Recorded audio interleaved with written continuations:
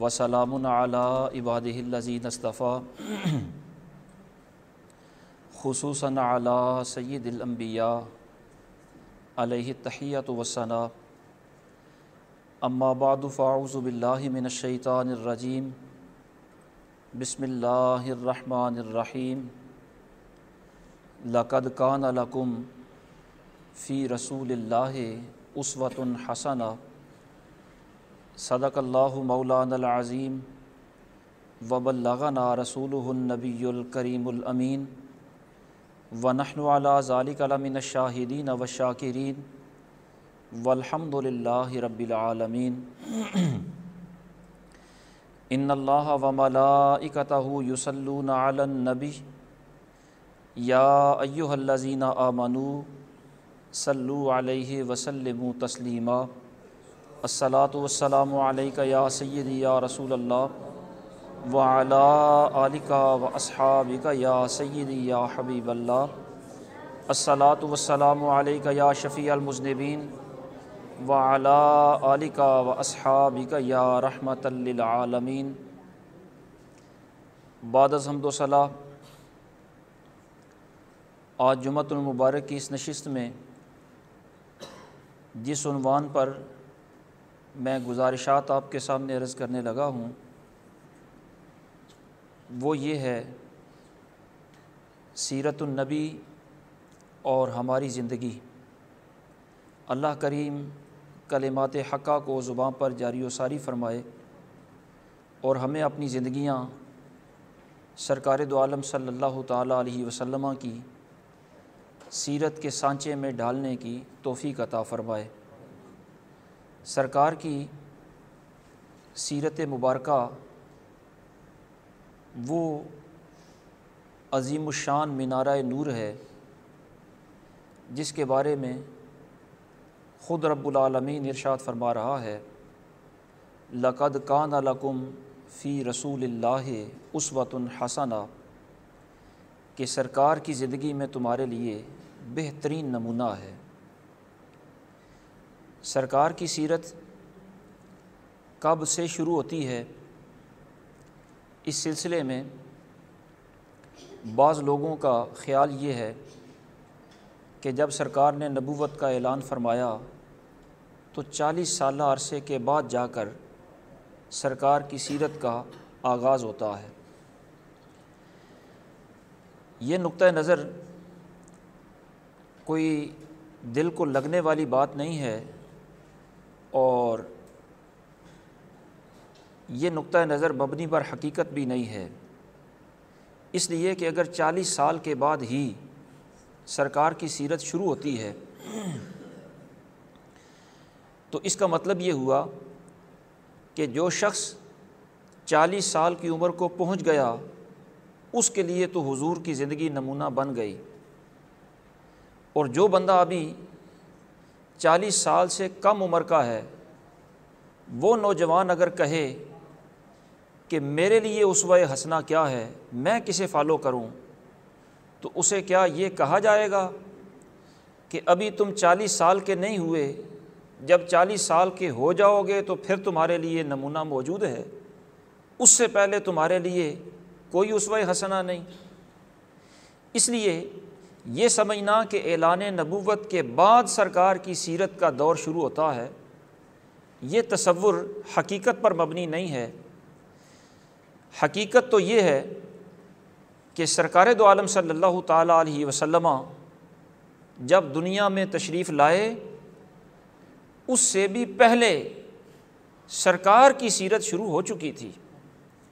جب اللہ رب العالمین نے سرکار کو دنیا میں جلوہ گر فرمایا تو ظاہر آتے ہی سب سے پہلے سرکار نے سجدہ وی فرمایا، سرکار کی زندگی کے واقعات حالات شروع ہو گئے، تو یہ پیدائش سے بھی شروع نہیں ہو رہی، یہ بھی سرکار کی سیرت ہے، لیکن ابتدا سرکار کی سیرت کی سرکار کی پیدائش سے نہیں ہے۔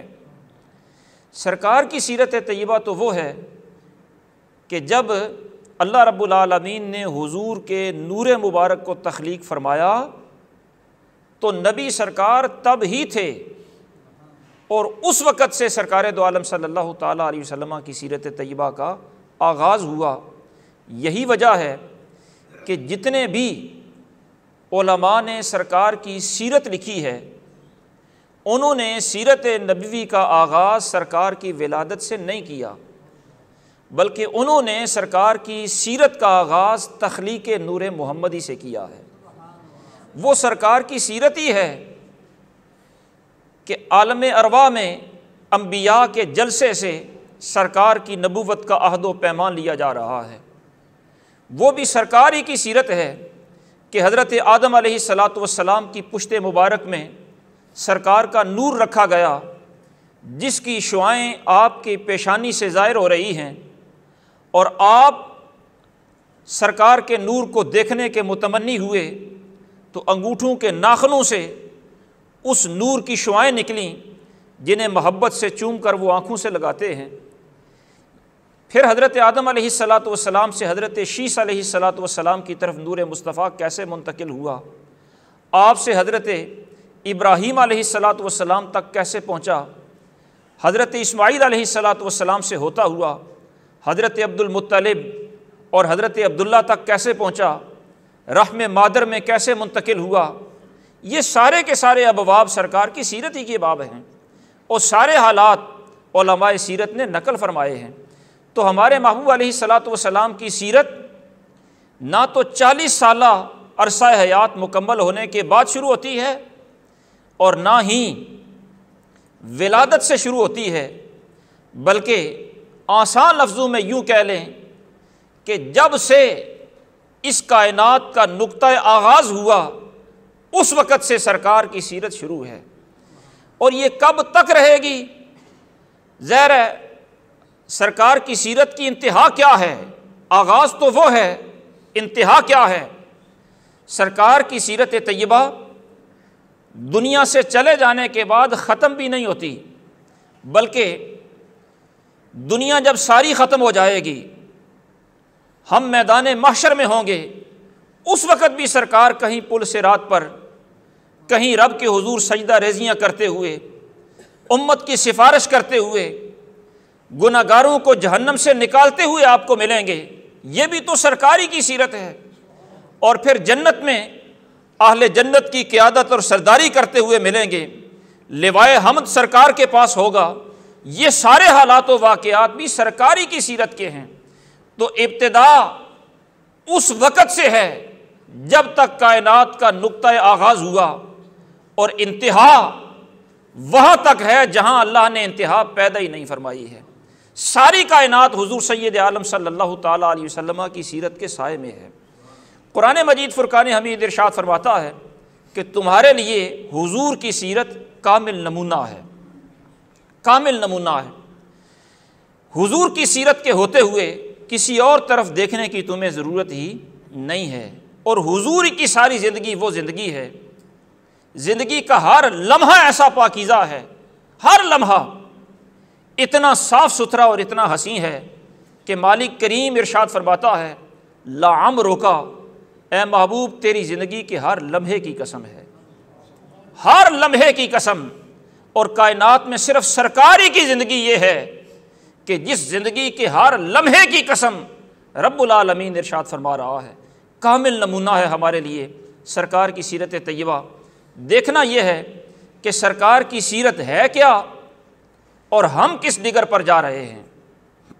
نمونہ تو وہ ہمارے لیے ہے، اور ہم اس ڈگر پر کتنے کچھ چل رہے ہیں اور کتنے اس سیرت طیبہ سے ہم ہٹے ہوئے ہیں۔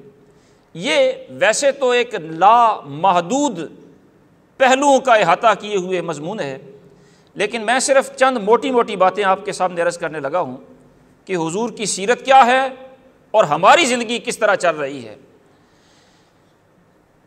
ایک پہلو اس کا یہ ہے کہ سرکار دو عالم نبی اکرم صلی اللہ تعالیٰ علیہ وسلم کی سیرت طیبہ یہ ہے کہ سرکار نے اپنے معاشرے میں پائے جانے والے خود ساختہ نیکی اور بدی کے جو تصورات ہیں، سرکار نے ان تصورات کو مٹایا ہے۔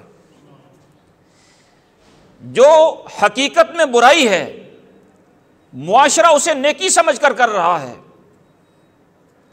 سرکار ایسے تصور کو مٹانے آئے ہیں۔ ان تصورات میں سے جو اس وقت موجود تھے، میں ایک دو مثالیں آپ کے سامنے عرض کرنے لگا ہوں۔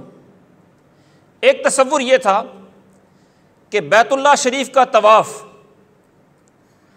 کپڑے اتار کر عریاں ہو کر کیا جاتا اور اسے بڑی نیکی سمجھا جاتا۔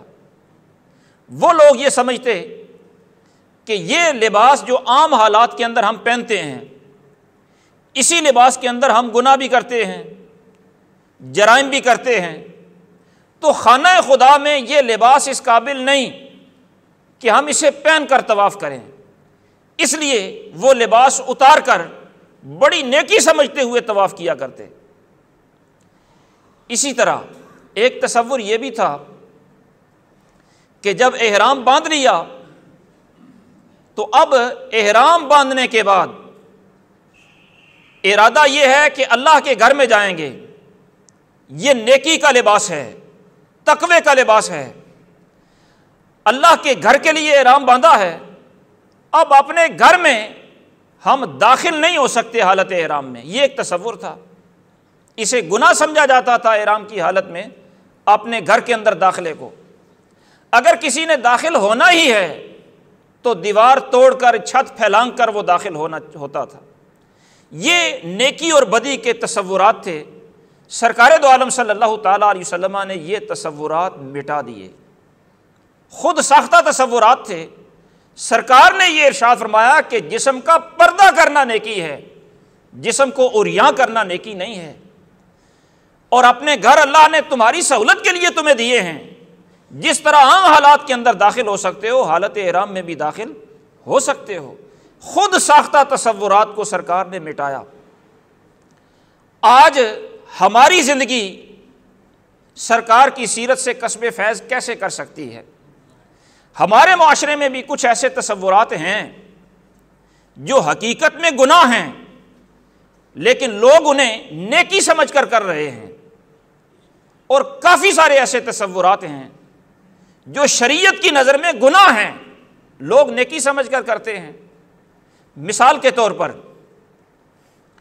آپ نے دیکھا ہوگا کہ جتنے جہلاء ہیں ان میں سے کچھ لوگ اپنی جہالت کی بنا پر یہ سمجھتے ہیں کہ محرم کے مہینہ میں یا ویسے کسی بزرگ کے نام پر وہ خواہ مخواہ کی منت مان لیتے ہیں کہ ننگے پاؤں میں نے پورا مہینہ رہنا ہے۔ اسی طرح گھر گھر سے بھیک مانگنی ہے، گداگری کرنی ہے۔ اسی طرح یہ بھی تصور ہے کہ اہل بیت اطہار کا قافلہ جب کربلا سے دمشق لے جایا گیا تو زنجیروں میں باندھا گیا، جکڑا گیا اہل بیت کے مردوں کو۔ ہم وہاں موجود نہیں تھے تو ہمیں قید تو نہیں کیا گیا، لیکن ان کی اتباع سمجھتے ہوئے لوگ زنجیریں پہن لیتے ہیں کہ ہم بھی قیدی ہیں اہل بیت کی محبت کے، کڑے پہن لیتے ہیں۔ یہ تصورات نیکی سمجھ کر وہ کر رہے ہیں، ننگے پاؤں رہنا اور نجاستوں پر گلی محلے کے اندر گندگی کے اندر بھی پھرتے رہنا، انہی قدموں سے گلی محلے کو بھی گانا اور انہی قدموں سے اللہ کے گھر میں بھی آ جانا۔ حقیقت میں گناہ ہے، لوگ نیکی سمجھ کر کر رہے ہیں۔ اسی طرح گداگری کرنا، گھر گھر سے بھیک مانگنا، حقیقت میں گناہ ہے، لوگ نیکی سمجھ کر کر رہے ہیں۔ کڑے پہننا، زنجیریں باندھنا، اپنے آپ کو خواہ مخواہ قیدی شو کرانا، حقیقت میں گناہ ہے، لوگ نیکی سمجھ کر کر رہے ہیں۔ ایسے ہی بہت سارے تصورات ہیں۔ مثلاً جہلاء یہ بھی حرکتیں کرتے ہیں کہ جائیں گے بزرگ کے دربار پر، مزار پر، اور ظاہر ہے بزرگ کے پاس جانا، اس کے مزار پر جانا بڑی سعادت کی بات ہے، لیکن جانے کا جو انداز ہے وہ اختیار گناہ والا کریں گے کہ ڈھول ساتھ لیا ہے، چادر پھیلائی ہوئی ہے، ڈھول پیٹا جا رہا ہے، بنگڑے ڈالے جا رہے ہیں، اور راہ کے اندر خیرات اور گدا لوگوں سے چندہ بھی اکٹھا کیا جا رہا ہے، اور گڑولیاں وغیرہ بھی ساتھ اٹھائی ہوئی ہیں۔ یہ سارے تصورات ہیں گناہ، لیکن بڑا ثواب سمجھ کر لوگ کرتے ہیں۔ اسی طرح ماہ میلاد النبی کے اندر ظاہر ہے مجالس کا، محافل کا، سرکار کی ولادت کے لیے میلاد کے پروگراموں کا انعقاد کرنا بڑی سعادت کی بات ہے، بڑے اجر و ثواب والا کام ہے، لیکن تب تک جب شریعت کے دائرے کے اندر رہے۔ اگر جتنے سٹیج وغیرہ لگائے جاتے ہیں، جتنی سجاوٹیں کی جاتی ہیں، اگر اس سجاوٹ کے ضمن میں راہگیروں کو تکلیف ہو تو ظاہر گناہ ہے۔ اگر سجاوٹ کر کے سرکار کی ولادت کا جشن منانے کے لیے وہاں قوالیاں اور گانے لگا دیے جائیں تو گناہ ہے۔ اگر وہاں پر سر عام رقص و سرود کی محفلوں کے اندر اسے تبدیل کر دیا جائے اور محافل میلاد کے تقدس کو پامال کر دیا جائے تو ہے گناہ، لوگ کرتے ثواب سمجھ کر ہیں۔ تو سرکار دو عالم صلی اللہ تعالیٰ علیہ وسلم کی سیرت طیبہ کا ایک سبق ہمارے لیے یہ ہے کہ جو معاشرے میں خود ساختہ نیکی اور برائی کے تصورات ہیں، سرکار نے انہیں مٹایا ہے۔ ہم سرکار کی سیرت سے فیض لیتے ہوئے اس بات کے ذمہ دار ہیں کہ ہم بھی اپنے معاشرے میں پائے جانے والی برائیوں کے خلاف آواز اٹھائیں، انہیں مٹانے کی کوشش کریں۔ یہ سرکار کی سیرت طیبہ پر چلنا ہے۔ اسی طرح نبی اکرم نور مجسم شفیع معظم صلی اللہ تعالیٰ علیہ وسلم کی سیرت طیبہ یہ ہے کہ سرکار نے ساری زندگی کسی ایک لمحہ کے لیے بھی سرکار کی سیرت کے اندر آپ کو تکلف نظر نہیں آئے گا، ہمیشہ فطرت کی نمائندگی ہوگی۔ سرکار نے اپنی زندگی فطرت کے مطابق گزاری ہے، تکلف سرکار نے کبھی بھی نہیں کیا۔ اور تکلف کیا ہوتا ہے؟ تکلف کا مطلب یہ ہوتا ہے کہ خواہ مخواہ اپنے آپ کو تکلیف میں مبتلا کر دینا، خواہ مخواہ اپنے آپ کو تکلیف میں بناوٹ کے ذریعے مصنوعی طریقے سے اپنے آپ کو تکلیف میں آپ مبتلا کریں، یہ تکلف ہے۔ سرکار کی زندگی کے اندر تکلفات نہیں ہیں۔ ہم سرکار کی سیرت طیبہ کو بھی دیکھیں، اپنی زندگیوں کا بھی جائزہ لیں کہ ہم تکلفات سے کتنے دور ہیں یا اس میں کتنے مبتلا ہو چکے ہیں۔ ہم اگر جائزہ لینا چاہیں کہ ہم میں تکلفات ہیں یا نہیں تو بڑا سادہ سا آسان سا کلیہ ہے، وہ یہ ہے کہ اگر ہم بازار میں ہوں، کوئی چیز خریدنا چاہیں، ہمارے پاس کوئی چیز ہے جو ہم نے خریدی ہے، اگر وہ چیز اٹھاتے ہوئے ہمیں شرم محسوس ہو رہی ہے، وہ چیز اٹھا کر اپنے گھر تک لے جاتے ہوئے ہم یہ چاہتے ہیں کہ کوئی خادم ہوتا، کوئی چاہنے والا ہوتا، کوئی عقیدت مند ہوتا، کوئی دوسرا ساتھ ہوتا تو میری چیز وہ اٹھاتا، میری ٹور بنتی، میرا مقام و مرتبہ ہوتا، میں خود چیز لے کر جب اٹھا کر لے جاؤں گا تو لوگ کیا کہیں گے؟ یہ تکلف ہے۔ اسی طرح اللہ رب العالمین نے جو نعمتیں آپ کو فراوانی سے عطا فرمائی ہیں وہ نعمتیں استعمال کریں، استعمال ہی کے لیے اللہ نے عطا فرمائی ہیں، لیکن آپ تکلف سے خواہ مخواہ اپنے آپ کو تکلیف میں مبتلا کر کے جو چیزیں بناتے ہیں وہ تکلفات کے زمرے میں آتے ہیں۔ مثلاً شادی کہیں پر ہے، آپ کو ود فیملی شرکت کی دعوت ہے، تو اب آپ کے گھر والے بھی یہ تقاضا کریں کہ پہلے دن کے لیے سوٹ اور ہونا چاہیے، دوسرے کے لیے اور، تیسرے کے لیے اور، چوتھے کے لیے اور۔ ایک محفل میں جس لباس کے اندر مجھے دیکھ لیا میرے تعلق داروں نے، دوسری مجلس کے اندر یا دوسرے دن میں وہ لباس میں اگر نظر آؤں گا تو لوگ کیا کہیں گے؟ یہ جو جملہ ہے کہ لوگ کیا کہیں گے، اس جملے کے پیچھے سراسر تکلف ہی ہوتا ہے کہ لوگ کیا کہیں گے۔ بھئی جو آپ ہیں ویسے نظر آئیں، یہ حقیقت ہے، یہ فطرت ہے۔ سرکار کی زندگی میں تکلف نہیں ہے اور ہماری زندگی تکلفات سے بھری ہوئی ہے۔ یہی وجہ ہے کہ زندگی مشکل بھی ہو گئی ہے، زندگی مشکل ہو گئی ہے۔ اگر یہ تکلفات دور کر دیں، فطرت کے مطابق زندگی گزاریں تو بہت ساری مشکلات از خود ختم ہو جاتی ہیں، کافی سارے اخراجات کم ہو جاتے ہیں۔ اور جب فطرت کے مطابق گزاریں تو اللہ رب العالمین تو کسی پر بھی اس کی وسعت سے زیادہ بوجھ ڈالتا ہی نہیں۔ یہ وہ بوجھ ہیں جو ہم نے خود اپنے کندھوں پر رکھے ہوئے ہیں، اور ان اخراجات کو پورا کرنے کے لیے ظاہر ہے حلال کے اندر تو بعض اوقات گنجائش نہیں ہوتی، پھر حرام ذرائع بھی اختیار کرنا پڑتے ہیں تکلفات کو پورا کرنے کے لیے۔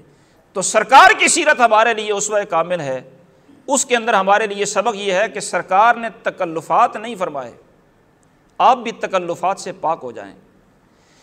تیسرا سبق سرکار دو عالم صلی اللہ تعالیٰ علیہ وسلم کی سیرت طیبہ میں ہمارے لیے یہ ہے کہ نبی اکرم نور مجسم شفیع معظم صلی اللہ تعالیٰ علیہ وسلم نے کبھی کسی موقع پر جانبداری نہیں کی۔ جب بھی سرکار نے فیصلہ فرمایا اصول کی بنا پر کیا، حق اور باطل کو دیکھتے ہوئے کیا۔ یہ سمجھ کر سرکار نے فیصلہ کبھی نہیں کیا کہ یہ اپنا ہے وہ پرایا ہے، جانبداری کی بنا پر کبھی فیصلہ نہیں کیا۔ بڑی معروف حدیث مبارکہ ہے، آپ نے کئی دفعہ سنی ہوگی کہ یہودی اور کلمہ گو دونوں تنازع لے کر سرکار کی خدمت میں حاضر ہوئے، سرکار نے فیصلہ یہودی کے حق میں کر دیا۔ وہ کلمہ گو منافق تھا، اس نے کہا کہ نہیں، حضور کو دنیا داری کے معاملات کا پتہ نہیں، فاروق اعظم سے جا کر فیصلہ کرواتے ہیں۔ پھر حضرت فاروق اعظم رضی اللہ تعالیٰ عنہ کو جب پتہ چلا کہ حضور کے فیصلے پر یہ راضی نہیں، تو آپ نے تلوار لے کر اس کی گردن اتاری۔ عرض کرنے کا مقصد یہ ہے کہ یہودی ایک طرف اسلام کا سراسر دشمن ہے، دوسری طرف بظاہر کلمہ پڑھنے والا ہے۔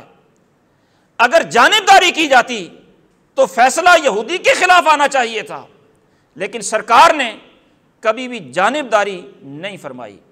ہم اپنے جتنے بھی معاملات ہوتے ہیں، وہ خاندانی معاملات ہوں، پنچایتی معاملات ہوں، کسی جگہ کے بھی معاملات ہوں، ہم پہلے دیکھتے ہیں کہ بات کس کے بارے میں کرنی ہے، بندہ کون ہے۔ جانبداری ہماری زندگی کا ایک حصہ بن چکی ہے۔ سرکار کی سیرت یہ ہے کہ جانبداری نہیں ہونی چاہیے۔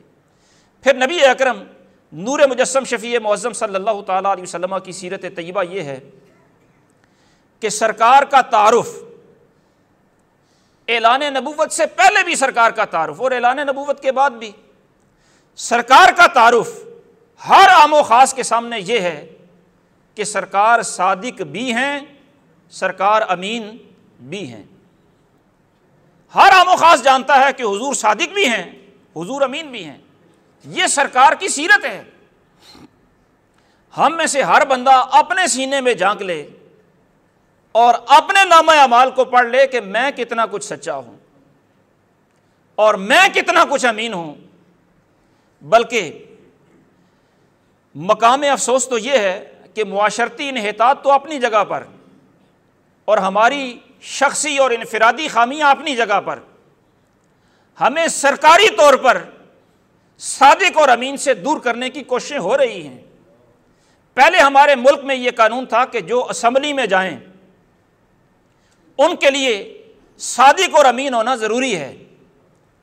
وہ قانون اگرچہ کتابوں کا حصہ تھا، قانون کی کتابوں کا حصہ تھا، عملاً وہ نافذ تھا یا نہیں یہ بحث علیحدہ ہے، لیکن کم از کم قانون تھا کہ جو بھی اسمبلی میں جائے اس کا صادق اور امین ہونا ضروری ہے۔ اب یہ بل پیش ہو رہے ہیں، تجویزیں آ رہی ہیں، یہ بحث چل رہی ہے کہ صادق اور امین ہونے کی شرط اسمبلی ممبران کے لیے ختم کر دی جائے۔ یہ بل پیش ہو رہے ہیں اور دلیلیں کیا دی جا رہی ہیں؟ دلیل یہ دی جا رہی ہے کہ صادق ہونا اور امین ہونا یہ وہ بات ہے جو صرف حضور ہی کے ساتھ خاص ہے، دوسرا دنیا میں صادق ہو ہی نہیں سکتا۔ یہ دلیل دی جا رہی ہے۔ جب دوسرا دنیا میں صادق ہو ہی نہیں سکتا تو پھر یہ قانون ختم کر دیں۔ آپ اندازہ کریں کہ اس دلیل کی ضمن میں کتنی بھونڈی سی دلیل دی جا رہی ہے۔ اس دلیل کی ضمن میں سرکار کی امت کو کتنی بڑی گالی دی جا رہی ہے۔ کیا حضور کی امت میں کوئی سچا بندہ نہیں ہے؟ حضور کی امت میں سارے ہی کاذب ہیں؟ حضور کی امت میں کوئی بھی امانت دار نہیں؟ اتنی بڑی قوم کو گالی دی جا رہی ہے اور قومی سطح پر دی جا رہی ہے، اور ہمارے جو سیاسی لیڈران ہیں وہ دے رہے ہیں۔ اگر صرف حضور ہی کا منصب ہوتا صادق ہونا، اور کوئی صادق ہو ہی نہیں سکتا، تو قرآن مجید ہمیں کیوں کہہ رہا ہے کونوا مع الصادقین کہ سچوں کے ساتھ رہو؟ اگر کوئی اور صادق ہے ہی نہیں تو ہم کن صادقین کے ساتھ رہیں؟ اس کا مطلب یہ ہے کہ حضور کی امت میں صادقین ہیں، اور صرف صادقین ہی نہیں بلکہ حضور کی امت میں صدیقین بھی ہیں، اور صرف صدیقین ہی نہیں حضور کی امت میں تو صدیق اکبر بھی ہیں۔ اس واسطے خامخواہ مغالطے پیش کر کے امت کو سرکار کی سیرت سے دور کرنے کی کوششیں ہو رہی ہیں۔ سرکار کی سیرت یہ ہے کہ سرکار خود صادق ہیں، امین ہیں۔ سرکار یہ چاہتے ہیں کہ میرا امتی بھی صادق ہو، امین ہو۔ سرکار نے اپنی امت میں صادق تو اس میں فاعل ہوتا ہے مبالغہ، صدیق، یہ اپنی امت کو منصب عطا فرمائے ہیں۔ اور امین سرکار نے اپنے صحابہ کرام کے بارے میں، حضرت ابو عبیدہ کے بارے میں سرکار نے فرمایا یہ امین الامہ ہے۔ امین بھی سرکار کے امتی ہیں، صادق بھی سرکار کے امتی ہیں۔ تو عرض کرنے کا مقصد یہ ہے کہ سرکار کی سیرت ہمارے لیے مشعل راہ ہے۔ اسی طرح نبی اکرم نور مجسم شفیع معظم صلی اللہ تعالیٰ علیہ وسلم کی سیرت یہ ہے کہ سرکار کی سیرت میں آپ ترجیحات دیکھیں کہ سرکار کی ترجیحات کیا ہیں اور ہماری ترجیحات کیا ہیں۔ مثلا سرکار دو عالم صلی اللہ تعالیٰ علیہ وسلم کے پاس جب مال و دولت کی فراوانی ہوئی، حضرت خدیجہ الکبریٰ رضی اللہ تعالیٰ عنہ سرکار کی رفیقہ حیات ہیں اور مکہ کی بڑی مالدار خاتون ہیں، ان کا سارا مال حضور کے زیر استعمال، حضور کے زیر تصرف ہے۔ اور بھی بے شمار خدام ہیں جنہوں نے اپنے مالوں کا مالک حضور، بلکہ اس وقت تک کوئی بندہ مومن ہی نہیں ہو سکتا جب تک اپنی جان مال ہر شے کا حضور کو مالک نہ سمجھے۔ تو حضور کے پاس کثرت ہے اموال کی۔ حضور نے اپنی ترجیحات کیا رکھی؟ عالیشان بنگلے بنائے، جائیدادیں خریدیں، سواریوں کے انتظامات کیے۔ کیا کیا سرکار نے؟ سرکار کی ترجیحات یہ ہیں کہ سرکار مسافروں کی خبر گیری فرما رہے ہیں، معاشرے کے ناداروں کا سہارا بن رہے ہیں، سرکار صلہ رحمی کے اندر مال خرچ کر رہے ہیں، دین کے فروغ کے لیے سرکار کا مال خرچ ہو رہا ہے۔ اور یہی مال اگر فراوانی سے ہمیں ملے تو ایمان سے بتائیے ہماری ترجیحات کیا ہوں گی؟ سب سے پہلے کوشش یہ ہوگی کہ مکان پہلے ضرورت پوری کر رہا ہے، عالی شان ہونا چاہیے، اور اس لیے نہیں کہ میری سہولت کے لیے ہو بلکہ اس لیے کہ لوگوں کو پتا چلے کہ چودھری صاحب کا مکان ہے۔ میری گاڑی صرف اپنی سہولت کے لیے ہو تو وہ تو اللہ کی نعمت ہے، لیکن لی اس لیے جاتی ہے کہ لوگوں کو پتا چلے کہ اس کے پاس گاڑی ہے۔ یعنی ہماری ترجیحات کیا ہیں، سرکار کی ترجیحات کیا ہیں، اس تناظر میں سرکار کی سیرت کو مطالعہ فرمائیں، اپنی زندگی کا رخ بدلیں۔ اسی طرح نبی اکرم نور مجسم شفیع معظم صلی اللہ تعالیٰ علیہ وسلم کی سیرت طیبہ میں آپ دیکھیں کہ سرکار حکمران ہیں، مدینہ طیبہ حکومت ہے، باقاعدہ حکومت ہے۔ ایک تو ہوتی ہے روحانی طاقت، وہ تو ظاہر ہے سرکار کے پاس اور سرکار کے غلاموں کے پاس بھی بے شمار ہے۔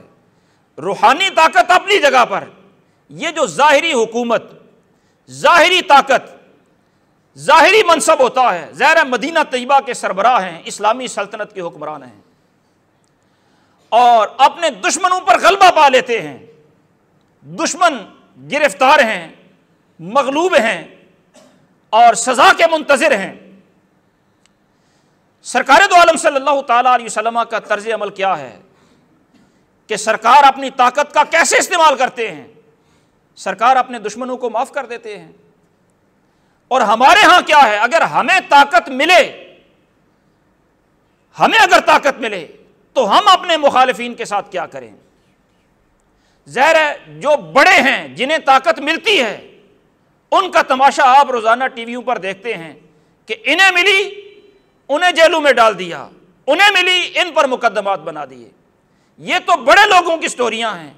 عام لوگوں کو بھی اگر طاقت ملتی ہے تو وہ اپنے طاقت کا استعمال کس انداز سے کرتے ہیں، یہ ہر بندے کو معلوم ہے۔ سرکار کی سیرت کیا ہے اور ہماری زندگی کس نہج پر جا رہی ہے؟ دعا ہے اللہ رب العالمین انہی کلمات کو شرف قبولیت عطا فرمائے اور ہمیں حضور سید عالم صلی اللہ تعالیٰ علیہ وسلم کی سیرت توفیق عطا فرمائے۔